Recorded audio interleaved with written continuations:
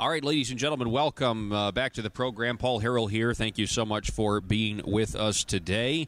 Let me give you the phone number if you want to text us. The number is 870-275-9799. Joining us now, I want to welcome back to the program State Representative Bob Ballinger is with us. Bob, thank you so much for joining us, sir. Thank you for letting me come on. This is so we have an issue here. There's a Conduit for Action article that I understand you take issue with. The headline was Representative Ballinger's conflicts make him the wrong messenger for FOIA exemption.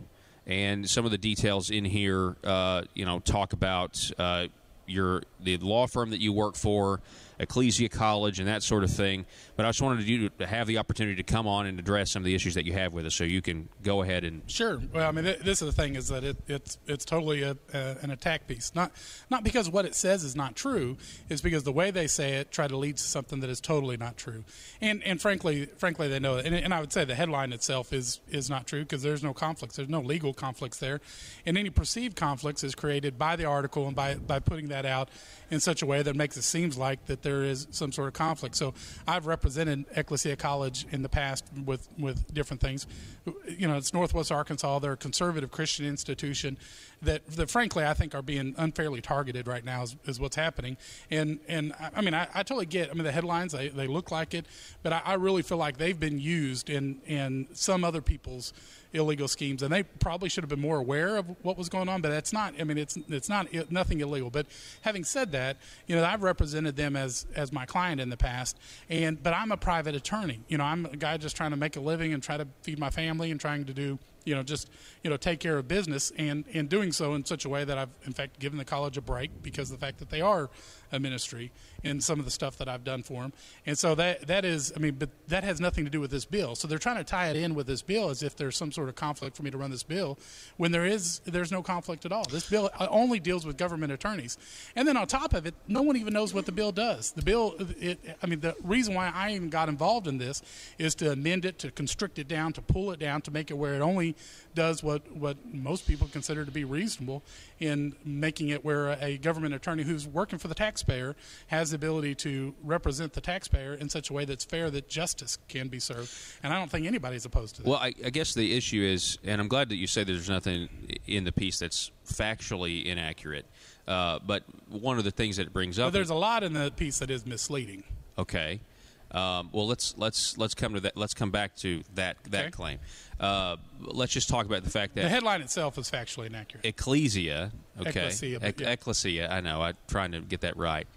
They are involved in an FOIA lawsuit right now, where you have Jim Parsons, who was on the show yesterday, saying, "Hey, you guys took public money, and so you should be subject to this." And I get that. And actually, I've been down here, in the legislature. I didn't even know about that lawsuit. I've not been engaged and involved. Right. I had no idea about that. But even that lawsuit, it doesn't matter. It is irrelevant to this because this deals with government attorneys. Right. And so I'm not a government attorney. My partner's not a government attorney. No one, and they're a private organization. Right. But it's your partner who is, the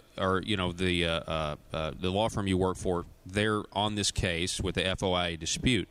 And so the issue to me appears to be the potential issue. And that's what we're all talking about, is just a potential in appearance is if the judge does say, hey, you are subject to this FOIA disclosure. Now, you're talking about government attorneys, but could we ever see a possibility where there is an attorney who argues, hey, FOIA attorney-client privilege, that you're saying that would never happen? No, because the attorney-client privilege is there already. So because it's a private entity and private attorney, the attorney-client privilege exists for the private attorneys already. You can't get past that, even with the Freedom of Information Act, doesn't get past that. So they are privileged. Their information, and I mean, unless what you're saying, unless you're saying every attorney out there who ever represents a church or ever represents any other nonprofit organization, then automatically that would run afoul of any. It just seems to me, though, in this specific case, we're saying, hey, the lawsuit's about the Ecclesia College taking the public money, and now they are subject to FOIA. They have to turn over, but now they don't. And if they do, no, they still would. So if they were subject to the Freedom of Information Act, there is a whole slew of things that would still be subject and open. that would still be. I mean, if it were to come down that they were, there'd be a ton of information that would. The only thing that would be exempt is the stuff that's privileged, and it is exempt now because my firm is a private firm representing a private company, assuming that we're representing them in this action. And so therefore it would all be exempt anyway. Now what we're saying is, if you're involved in a lawsuit and you're representing the citizens, you're a government attorney, then it should also be exempt. But that's separate. That bill doesn't have any application here. And I just don't see that. I mean, I think a sharp attorney sees that and says, look, there is no conflict of interest there. Probably shouldn't write this article about Bob saying that there's conflict of interest. Probably shouldn't throw it out there making it sound like he got something out of this, that there's some sort of kickback. And if you did, by golly, you should call Bob first because, I have Brenda's telephone number. She has my telephone number. We text. We've talked. I've went out on a limb and stuck my neck out working on issues that were important to her because they were important to me time and time again. You have my number. Before you did the show yesterday, we texted a couple times. You could have called me. You could have got more information on it before you did the show and kind of pushed and further, made it look like I did something that I didn't do. And this is the thing is my reputation, and God's in control of that. I give that to him. He has it. But it's a shame that on one issue that we may be different, which frankly I don't know that we are even different because nobody even saw what I was working on. This wasn't even my bill. Senate Bill 373, never even saw it, didn't even know anything about it till it came to my committee. It passed out of the state agencies committee. Went to the floor, and at that point, I understood what they were trying to do, and I want to support what they were trying to do. But I did understand that there were some things that, it could probably be used in more areas than that. Maybe we should amend it. And so it was brought back to my committee. Representative Davis, who's a great guy, he's not an attorney. It moved past his ability. If we were dealing with, road funding, he'd be great on it. Okay. He's got a lot of great ideas. But then I went to work on it, and nobody even knows the work that was put into it, what the product we're trying to get. So you guys don't even know that you're opposed to the legislation necessarily. Okay, yeah, right. So, and I will say, yeah, we don't know what the finished product. And you could know if you would have called. I would have sent you what was working on. The Conduit for Action article brings up the issue of potential conflicts, right? That's what this is about. So, right. Trying to paint it in a way that, as if I'm doing something illegal and self-dealing. In your years of legislative service, do you think some legislators work on legislation to benefit their clients? Yeah, they do. So that's the issue at hand. You know me. Brenda knows me.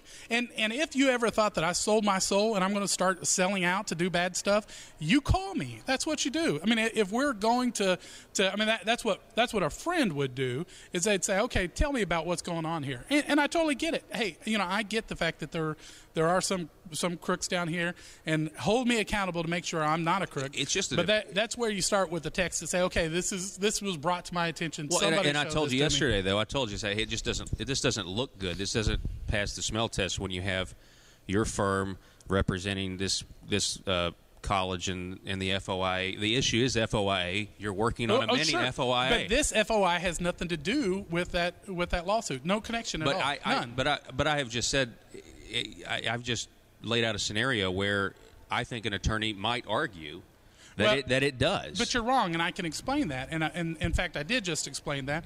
And if I would have got a call from either you or somebody else, I could have explained how. Well, look, there is no connection there. There couldn't be a situation where it'd be used.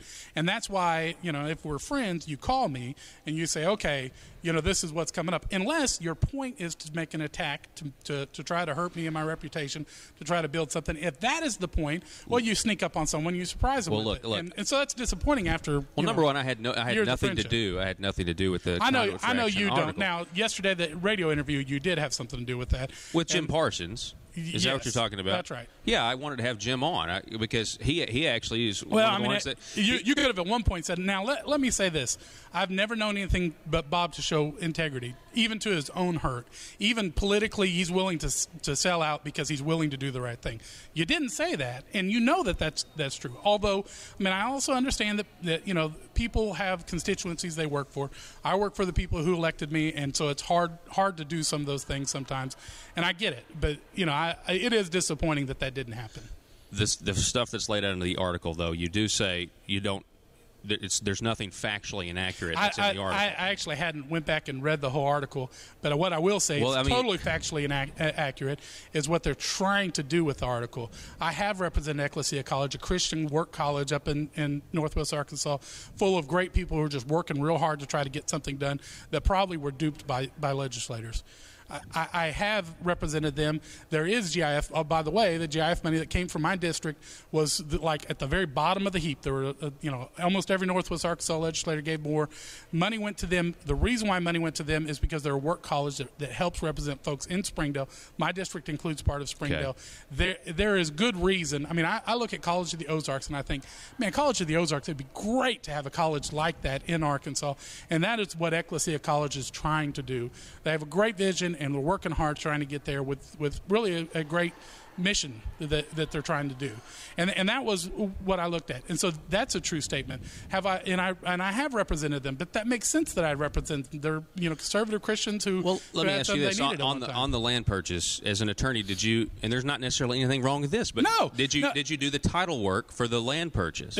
Well, the company that I worked for did the title work, but I also did the closing, and the law firm got paid for the closing, which is probably about a fourth what an average person would do. And the reason why I do that is because I know the college doesn't have a lot of money, and I'm willing to make a sacrifice. And by the way, I just don't bill. I mean, now that I'm with the firm, it's a little easier to do that, but I don't bill like I should bill. Yeah, again, and so it's real easy, and a lot of that is easy to demonstrate. But there's if anything, in the end, anybody who would look at it would say, and I could have answered that question if somebody would have asked. Instead of throwing that information out there like I'm getting some sort of pecuniary benefit that's above, all you would have had to do is just call me, and I would have answered that. But then if you had this information, then it would have been harder for the article to get posted. Not you, but conduit people. But to me, I just feel like this is about. I feel like if there's even the appearance in the question with some of the stuff that's going down here, you would maybe not even want to have anything to do with it. The appearance becomes a problem when it's put together like it was put together, when it's being presented like it was being and with the headline saying Ballinger's conflicts makes him the wrong person. Yeah, the wrong messenger. But there is no conflicts there. And the wrong messenger for what? You don't even know what the bill does. You have no idea what the bill does. Let's talk about that. Let's talk about FOIA. Okay? Let's talk about that, because I said yesterday, and I still stand by this, that I don't really see a lot of people, a lot of constituents, average Arkansans, clamoring to change one of the best FOIA laws in the country. I agree. They're not. There's not. We don't need to make changes to what's really good and what's right. We don't need to try to make it where FOIA is a lot weaker. Some of the things we're doing here, I think, is dangerous, and we should be very careful about it. However, if there is a problem with FOIA, and one that universally everyone agrees with, and I can fix that problem, I've just helped save FOIA. And that's what I'm trying to do. That's how I got involved. You don't know that because you didn't call me. Brenda doesn't know that because she didn't call me. Nobody knows that. And I don't know if it wasn't more useful not to give me a call, because there may have been some, I don't even know what the motivation was, but when this kind of thing just kind of happens where boom, that kind of thing I'm just sort of hit with out of the blue, it makes me kind of wonder why. What is the motivation? Why would someone want to do that? Yeah. And so, from my standpoint, I probably agree with you about FOIA, 100, maybe 98% of the time. What the question is whether or not a person should be able to come in, 15 minutes before a deposition and request, a plaintiff's attorney requests the deposition notes from an attorney who's representing the taxpayer. Well, you can't do that and produce justice. Aren't there ways that the judge can already say you can't do that? The problem is the judge also can say you can do that. Right. That's not FOIA, and so you don't know. So here's my issue. So that's why what you do is you create an exemption that doesn't allow that. So you say, okay, so attorney-client privilege does extend to that situation. Yeah. And then it's fine. So you have to try to figure out a way to pinpoint the attorney-client privilege to be able to provide that, to be able to make it where you don't show up at trial and ask for the notes. Here's my issue. There's a reason that there's this 3-day time limit. You have 3 days to comply with FOIA because with FOIA, time is everything. And we got to have this stuff now because there are people that'll shred documents. There are people that'll keep it from the public. And I don't disagree with that. And I'm not pushing for an extension of the time limit. Yeah, but the issue here is there'll be for a time that this stuff can't be this stuff can't be gotten from only attorney-client privilege and attorney work product, which means that they can't get the. But you could claim that for literally anything, no, right? You that's couldn't. like, I mean, no, and that's the like, point. Here we go. That's I looked at this. This is now attorney-client privilege. No, I'm the attorney. and so that's the problem, right? So the problem is that as the bill originally came out, people started making that argument, and I would say that that's one reason why it was amended to include the word privilege in there, because there is something attorney-client privileged information and work product is a legitimate real thing, right? But I do see how it could be abused. So I don't want that. What I want is only things that are directly related to the operation of that case, and only things that would be a pending litigation or threatened litigation. But anybody can. I mean, you can get sued for anything at any time. And the answer is it depends, unless you define threatened litigation as a specific written or oral threat of it, and then at that point, or a pending administrative thing, and so you got to have an actual person say, "I'm going to sue you." I mean, that has to happen first before you got threatened litigation, and then even that, it's not exempt forever. So that information, even if it's attorney-client privilege work product, eventually that stuff comes out. So that exemption doesn't last forever either. Okay. So and that's what that's the point. Is like, I've been over backwards working with a bunch of people trying to get this bill together, and it's like. People, just because it touches the FOI, and from a political standpoint, oh man, how stupid is it for me to touch this? That's I guess that comes with the original point is the law firm that you work for is involved in FOIA. I mean, can you understand how? You're working on FOIA. Well, the answer FOIA to that, with Ecclesia. So I mean, to me, it's just with some of the stuff going on down here, and you have seen people carry bills for clients before who are attorneys, and I'm not saying that that's what you're doing. This lawsuit came up apparently sometime, and the only reason I know is from reading the article sometime in February when I'm down here working. February 9th, I believe. Okay, so instead of being back home and billing and taking care of my family, I'm down here in the legislature because I'm called to do this, right? I'm willing and called to do this. I have no idea what's going on back home at all. Now, you guys would know that if you called me. That would be information that you could have put in the article or left out of the article at that point. But in the end, it doesn't matter because I would have done a conflicts check if the bill were another client, which is a statement of potential conflict, right? That's what legislators are supposed to fill out if there is a conflict. If there was a conflict, and so that conflict, however, doesn't exist because I'm not a government attorney. They're not a government agency. I understand that there is a question about how FOI works when there's when they're state taking funds. government money. However, that's right, but it doesn't apply in this situation. So the conflicts check would have said there is no conflict here anyway. So you think there's no way it would ever apply? No way it would ever apply. The bill I'm working on would never apply to that situation. Well, I think. Yeah, an attorney could always argue anything, right? They could always say, sure, yeah. People break the law. That's the point. People break the law now with FOIA. I mean, that happens. So, yeah. And we don't know what we don't know, but look, and I appreciate you coming on. Yeah. State Representative Bob Ballinger, I really do, and I know you're not going to back away from the bill, obviously. No, I mean that's the thing is I'm not. I mean, if I were smart and if I were thinking politically like a politician, then as soon as I got the pressure, especially I was attacked from the right from my friends, then there's no reason for me to continue to work that. However, I'm not the kind of guy that decides to back down from something that I think is right, regardless of where the pressure comes from. State Representative Bob Ballinger, I appreciate it, sir. Folks, we got to take a break. You're listening to the Paul Harrell program. We'll be back in just a moment.